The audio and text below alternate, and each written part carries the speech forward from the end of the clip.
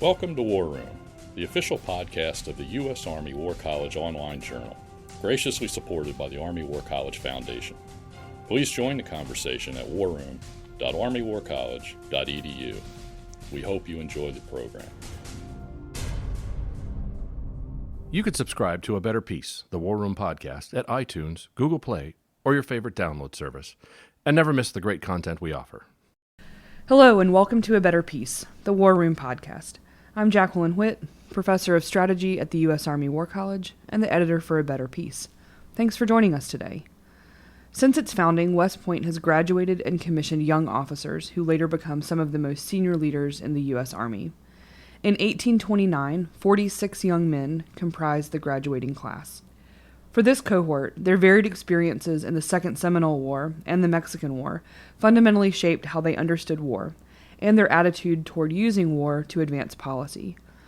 I'm joined today by Dr. Paul Springer, who is the chair of the Department of Research at the Air Command and Staff College in Montgomery, Alabama, and he's working on a collective biography of these officers and argues that the modern American military might look to this class to understand how experiences shape the professional and intellectual development of officers. Paul is the author of Brothers in Peace and War, the West Point Class of 1829, and his historical research in this case focuses on the 19th century United States. So Paul, thanks for joining me at the War Room. Thank you very much for having me. I'm excited to be here. It's a pleasure. So just start off with this idea of a collective biography. Tell us about the class of 1829 at West Point. The individuals that are most well known from this class would be Robert E. Lee and Joseph E. Johnston, both of whom rose to prominence, obviously, in the Confederate Army during the Civil War. But there's a whole host of other interesting characters that were really central to the intellectual and social and cultural and economic development of the United States in the mid-19th century. About half of the class pursued full military careers, and about half of the class actually pursued other endeavors, and they became some of the most well-known leading lights in their fields over the course of several decades of experience. So when you say that some of them sort of entered other fields, what kind of other things did they do? Well, the top graduate of the class, Charles Mason, actually became a lawyer only 2 years after graduating from West Point. He wound up becoming one of the territorial Supreme Court justices of Wisconsin. He then moved to Iowa, where he became the Chief Justice of the Iowa Territory, wrote the State Code of Iowa, became the U.S. Commissioner of Patents, founded a railroad, and had plenty of time also to engage in his own farming endeavors. There were other individuals that became prominent faculty members at different schools. We had one that was one of the most well-known painters of the 19th century, Seth Eastman. There were pioneers that paved the pathways to the western coast. So I had individuals that essentially went off on their own and founded entire cities in the West. We also had individuals that became very well-known engineers and were responsible for some of the major infrastructure projects of the day. So we really see West Point as a sort of incubator for an elite segment of American society who are going to go off and do all manner of things. And then we also have, like you said, a number who stay in the Army. Can you tell us a little bit about what the Army is like when these guys graduate? So the Army is characterized by promotions via seniority, extremely long time spent as lieutenants and captains. The vast majority of these individuals will spend almost 10 years before they become a captain, and they might very well spend another 15 to 20 years as a captain before an opportunity arises for promotion. In the 19th century, it was entirely common for people to stay in the Army until they died, and one could not be promoted until there was space above them. And because those promotions were almost entirely based on seniority, you could actually have a commander that might not have actually been near troops for 15 or 20 years, but who still soaked up the highest ranks. So this is quite different, right, from the sort of up or out rapid sort of move through junior ranks. So this is in part why we see Robert E. Lee as a colonel, right? Robert E. Lee will actually make the rank of colonel right before the Civil War starts. And quite frankly, at a number of times in his career, he debates getting out of the Army to pursue other interests. In particular, his colonelcy takes him to the middle of nowhere, Texas. And while he's there, he's away from his family. He shows a lot of signs of depression. He writes a lot of letters and really bears his soul to the people he's communicating with. It's clear that as far as he's concerned, his career has run its course. Robert E. Lee, in a lot of ways, feels like a failure in the late 1850s. A lot of his classmates, a lot of his colleagues had gone on and done what he saw as being more important or exciting or useful things for the country. In particular, one of his best friends was Joseph E. Johnston. But Johnston, despite graduating lower in the class, had managed to advance in rank more quickly due to essentially both circumstance and a willingness to ruthlessly pursue his own advancement. So Johnston, by 1860, is one of the few brigadier generals in the United States Army. And in a lot of ways, that seems to rankle Lee, despite their long-standing friendship. So when we talk about the Army, so there's a different personnel system. Like you said, there's a sense that his sort of careers maybe have run their course. They take a long time. What kind of activities, though, is the Army involved in between 1829 and the start of the American Civil War? So the United States is essentially in conflict from 1829 all the way through the end of the Civil War, and arguably well beyond that. The West Point class of 1829 gets its first opportunity for what we might consider a significant conflict in the Black Hawk War of 1832. A handful of the individuals are actually involved in that particular fight. And the Black Hawk War is a really nasty, overlooked war in American history. It happens to coincide with a major cholera outbreak that's actually going to kill at least one of my graduates and possibly as many as three. There are two that died contemporaneously that their means of death was not properly recorded. We know for sure at least one of them died on the Great Lakes on a steam vessel that was carrying Winfield Scott to the seat of the war. And he was actually literally dumped into the lake, weighted down, and left behind. After the Black Hawk War, the large portion of this particular class is going to get involved in the Seminole War in Florida.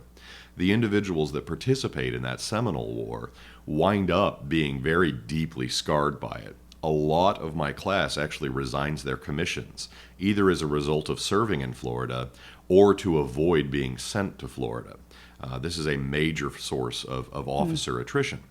But some of the most prominent members of the class never set foot in Florida during the Seminole Wars, and so they're not heavily influenced by this type of conflict, which is characterized by ambushes, by guerrilla fighting, by heavy casualties, and no significant source of progress. Robert E. Lee, for example, is actually busy as an engineer. He's upgrading fortifications. He's helping to essentially streamline the flow of the Des Moines River. He's nowhere near this conflict. And he feels it very strongly. He feels like he's missing out on his opportunity for glory and possibly battlefield brevet promotions. When Mexico occurs, Robert E. Lee can't wait to get involved in the fight. And if that means he has to transfer out of his beloved engineering branch in order to get a combat opportunity, he will. As it turns out, both Zachary Taylor and Winfield Scott are going to effectively use their engineering personnel in the same fashion that we might think of special forces today. Reconnaissance patrols, seeking opportunities to essentially leverage the countryside, ways that they can potentially bypass enemy strong points. And so Robert E. Lee is going to rise to prominence very quickly through his temerity and honestly just through his hard efforts. At one point, Lee is actually going to be awake and engaged in conflict or reconnaissance for almost 72 hours straight. He actually faints from the saddle and has to be carried away to a tent. But about 8 hours later, he's back up and out and once again engaging in activity. So those are two really different circumstances and kinds of wars that West Point graduates sort of find themselves in. One, deeply frustrating, not a lot of progress, frustration about political aims, difficult combat, and then another place where people are rising to prominence in a war that's has different public support, different political objectives, different political ends. So can you talk a little bit about how, if people serve in one or the other, or I don't know if there are people who serve in both, how those experiences then shape how they approach the Army and how they approach military the use of military power? Sure. The Seminole War happens earlier in their careers, and so the individuals that are serving there are in their late 20s to early 30s. By the time Mexico breaks out, the vast majority of them are in their late 30s and even early 40s. So there are formative aspects that temporally are important. But Mexico is characterized by large-scale, by the United States standards, battles, open conflicts, and quite frankly, aggression. The smaller American army tends to win its battles in Mexico. According to Scott, it actually wins every battle that it fought, and it tends to do so by essentially deliberately attacking against a numerically superior foe. That is going to heavily influence individuals that command in the Civil War. So Robert E. Lee sees that if you seize the offensive and go charging headlong against the enemy, you might drive them before you, even if they outnumber you. Not coincidentally, the Confederacy is going to be significantly outnumbered, but Lee has internalized this as the mechanic of how to win. We're gonna see that wars. come back, right? Very much so.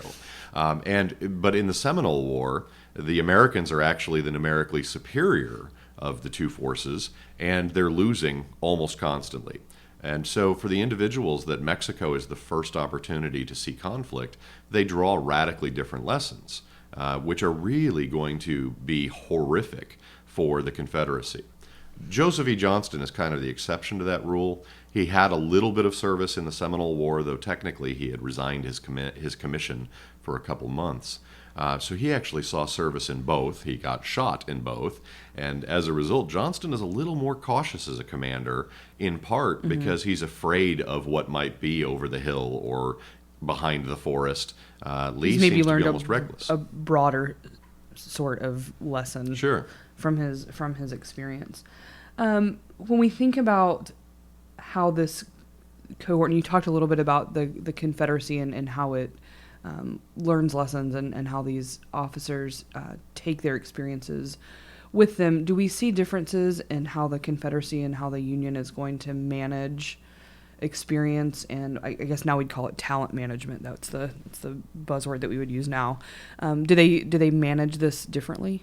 What people need to remember is that Winfield Scott was the general-in-chief of the Army for most of the Civil War, technically. He has an enormous influence, even though he's not actually directing anything. And Winfield Scott is a firm believer that it's the youth, the lieutenants and captains, that will be the deciding factor in the Civil War. He understands that there's really nobody in the United States that has any experience directing large bodies of troops, with the possible exception of himself. And so he thinks that the North is going to do well to rely upon young people that are more adaptable, that are more capable. Whereas the Confederacy, which is under Jefferson Davis, previous Secretary of War, and West Point class of 1828, is much more characterized by a cautious approach when it comes to the selection of military command. Jefferson Davis is effectively personally choosing all of the individuals that he wants to be part of his war effort, and he's picking people that he knew from West Point, even if they're completely incompetent in the field. One of his best friends is from the West Point class of 1829, Theophilus Holmes. Holmes knows full well that he is completely incapable of a significant field command, and he protests that fact to Jefferson Davis on a regular basis. Davis thinks that he's just being really humble. And so modest. every time Theophilus Holmes effectively says, please don't give me that command, Jefferson Davis promotes him and puts him in an area of greater responsibility with disastrous results. And Holmes knows full well this is a bad idea, but he can't seem to bring himself to simply resign his command. Davis is far more interested in those personal relationships and personal loyalty than he seems to be in terms of winning the war. He just can't seem to grasp that these are not the commanders that can win. Did Davis have were there other options? Were there other things he could have pursued, or was there a sense that these are the only choices that he has in front of him? Davis, yes, he definitely had other options. There were other commanders. Joseph E. Johnston and Jefferson Davis hated each other at West Point, and it never stopped. There is a lot of evidence to suggest the two of them had actually gotten in a physical fight over a young lady at West Point. And even during the Civil War, that rancor that exists between the two of them never goes away. You can see it in their letters to each other. Davis is constantly looking for an excuse to remove Johnston. And Robert E. Lee and others are standing up for Johnston and saying, no, you need to keep this guy in position. He knows what he's doing. He knows how to lead. Mm-hmm. But Johnston is far more cautious than Davis would prefer. Davis also has internalized those lessons of the Mexican War and thinks the best path to victory is invasion and aggression and attack. And as a result, he's basically squandering his personnel by picking the most aggressive commanders he can find. For example, Johnston gets removed from command trying to defend Atlanta from Sherman's advances, and Davis picks a commander that he knows will go on the offensive, John Bell Hood. Predictably, Hood does exactly what Davis expected, launches an attack, and destroys his own army in the process. It doesn't turn out well for them. So in the North, you said they're focusing more on these junior leaders, junior officers, but clearly the Army of the United States has to have senior commanders. They have and they go through a lot, right? So how do we understand that process sort of in relationship to the West Point training, previous experience, and things like that? You have hundreds of West Point graduates that are potentially available for service. And they're not the only people that you could put into these commands. Obviously, there's a lot of political generals. There are a lot of individuals that are holdovers that had never been at West Point. But Abraham Lincoln seems to be far more willing to experiment. He's far more willing to essentially base things on merit and performance rather than simply choosing on the basis of loyalty. And I would argue that that's partially due to Lincoln's own personal experience when it comes to conflict. The only real war that Lincoln was associated with was the Black Hawk War. He was elected as a captain of militia, and he characterized it as more of a war on mosquitoes than anything else. He and his troops marched around, never saw any conflict, never saw any hardship. An interesting side note, though, is that Lincoln was actually sworn into federal service by a young lieutenant from the West Point class of 1828, Jefferson Davis. Both of them wrote about it later in life when they realized how they had met before. But because Lincoln is not convinced that he's the foremost strategist of the Union, he's actually willing to keep experimenting with different commanders. And those that perform well are rewarded not on the basis of personal loyalty, but rather on the basis of how well they accomplished their objectives. And so as a result, Lincoln has a much more rational strategy when it comes to selecting commanders and interacting with the key military leaders that are fighting for his cause. Sure. So we've talked in a couple of different ways about how the 19th century Army is different from the 21st century Army. But I think one of the things that is important for contemporary military professionals and leaders to think about is how examples from the past, how historical cases can help us think about contemporary problems. And so can you speculate a little bit or help our audience think about how contemporary folks might look at the USMA class of 1829 to ask the right questions, identify themes or problems or ideas? Well, when you think about what it means to lead in the military, in many ways it hasn't fundamentally changed. The mechanisms might be the same, but at the end of the day, you're trying to take care of your people and you're trying to accomplish a mission. And regardless of who those people are and what that mission is, you still need to take into account the capabilities, the preferences, and all of the aspects of the personnel that you're working with. The servant leader model has really proven to be very effective. And in the West Point class of 1829, a lot of these individuals internalized the idea that if one takes care of the people under their leadership, under their command, the results will be phenomenal. And the individuals that never internalized that concept, that were more interested in their own advancement, more interested in their own glory, they did not wind up being the individuals that led, that rose to command. They tended to fall away. And so I think in the 21st century, most of the fundamentals of how to organize teams and be successful have not changed. You still need to focus on the people that are associated with the mission. Absolutely. When we think about at the sort of enterprise level, at the talent management level, managing a class of 46 is going to be different from managing a graduating class of over 1,000 plus direct commissions and ROTC. So how do we, in the 21st century, think about merit? How do we think about moving the right people into the right jobs at the right moments? Yeah, I don't have a great solution for how to make sure that we do. If you did, we might have different jobs, and it would be handy. It would be helpful. But the reality is, I don't have a cookie cutter answer, and I don't know that that's what you're really going for. But I don't have a solution for talent management writ large, other than to say the most important thing we can do is assess individuals as individuals. And we often have a drive to try to massage data and try to compare individuals with vastly different backgrounds, aptitudes, experiences, and capabilities. Maybe that's not the best approach.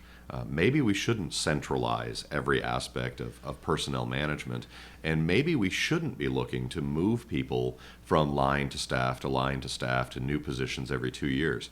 The West Point class of 1829 is characterized by long periods of service in the same types of roles and becoming absolute experts at their jobs.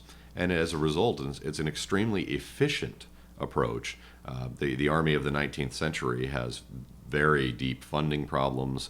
It is a very small army with an enormous mission, and yet it manages for the most part to accomplish that mission through efficiency and effectiveness, which is largely driven by individuals being allowed to flourish in their roles and to maintain those roles for long periods of time. And I feel like sometimes in the officer management program of the 21st century, we're so worried about where somebody's going to be in 20 or 30 years that we're forgetting to focus on where they are right now. And people holding jobs for 18 months, sometimes even less, and feeling like there's never a time to develop that expertise. One other thing that strikes me is this difference between service in the Second Seminole War and the Mexican War, and how that shapes, like you said, the intellectual and professional development. And I think right now in the military and the Army in particular, you're starting to see sort of two cohorts emerge. There was a cohort who were junior officers in the early days of Afghanistan and Iraq and the global war on terror. And after 2012, 2013, you have a cohort of junior officers whose company grade experience is vastly different from those who deployed pretty consistently in the early 2000s. Do you see ways to maybe reconcile or to mitigate the gap in experiences as we think about intellectual and professional development for the U.S. Army? That's a great question. And quite frankly, I think in many ways the best way that we can reconcile those differences is substantial interaction. The more relationships you can establish between the different cohorts, the different generations, one-on-one mentoring and advising and assisting and complementing each other. I also think education is the great leveler. And by education, I always want to draw the distinction between education, learning for the sake of learning, and training one's ability to think and communicate about difficult problems, from training, which was, for me, is always about learning the professional aspects of behavior associated with one's position. I think that the Army, like the other services, needs to maintain a strong emphasis on the education of its officers, because we never know what's going to come in the future. But we do know the more educated someone is, the more likely they are to be able to react effectively to the unexpected. And so the more that we can spend time, and it does take time, educating our individuals, the better off they're going to be for the unforeseen challenges of the future. And allowing them really to talk to each other, to learn from each other, and to develop those relationships that may come into play later on. Paul, thanks so much for coming and talking with us about the West Point class of 1829. Several classes since then have gone on to do different things and good things for the United States. It's been a pleasure talking with you today. Thank you for the opportunity. And that concludes our program. Thank you for listening. The views expressed in this podcast reflect those of the speakers and do not necessarily reflect the views, policies, or positions of the U.S. Army or the Department of Defense. Let us know what you think. Provide us your feedback, comments, or suggestions through our webpage at warroom.armywarcollege.edu. And have a great day.